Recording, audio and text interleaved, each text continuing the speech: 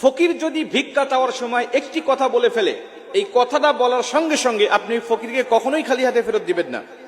যদি তারা ভিক্ষা চাওয়ার সময় কথাটা কোনোভাবে বলে ফেলে, আপনি তাকে অবশ্যই কিছু দিবেন যদি আপনার সামর্থ্য থাকে। তাকে না দিয়ে আপনি কখনো বিরত থাকবেন না। কারণ বিশ্বনবী বলেছেন, যদি কোনো ভিক্ষুক, কোনো সাইলকারী কোনো ব্যক্তির কাছে এই কথাটা বলে ভিক্ষা চায়, আর যদি সে ভিক্ষা না দেয়, তাহলে আল্লাহ পাকের লানত পড়বে ওই লোকের উপরে। ও না দেওয়ার কারণে তার উপর লানত পড়বে, সে গুনাহগার হবে, সে পাপী হবে। এজন্য এই বিষয়টা আমাকে জানতে হবে। কারণ আমরা রাস্তাঘাটে বের হলেই আমাদের পাশে, আশেপাশে, চতুর্দিকে কিন্তু ফকির মিসকিন সব সময় আমাদের পাশে আসে, আমাদের কাছে ডাকে এবং আমাদের কাছে চায়। আমাদের কাছে চাওয়ার সময় এই কথাটা অনেক ফকিররা আমাদের কাছে বলে ফেলে। আমরা অনেক মানুষ আছি তাদেরকে দেই না, বরং দেই না তো অনেক মানুষ আছে তাদেরকে এতটা কষ্ট দিয়ে কথা বলে, যে কষ্ট পাওয়ার পরে অনেক ফকির আছে যারা প্রকৃতপক্ষেই অভাবী, যারা খুব কষ্টে পড়ে, দুঃখে পড়ে আসছে, মানুষের কাছে হাত পাচ্ছে। এদের কাছে যখন কোনো মানুষ গালমন্দ করে কোনো কথা বলে, তারা দু চোখ দিয়ে শুধু পানি বেয়ে ছেড়ে দেয়, কিছুই করতে পারে না। আমাদের সমাজে অনেক মানুষ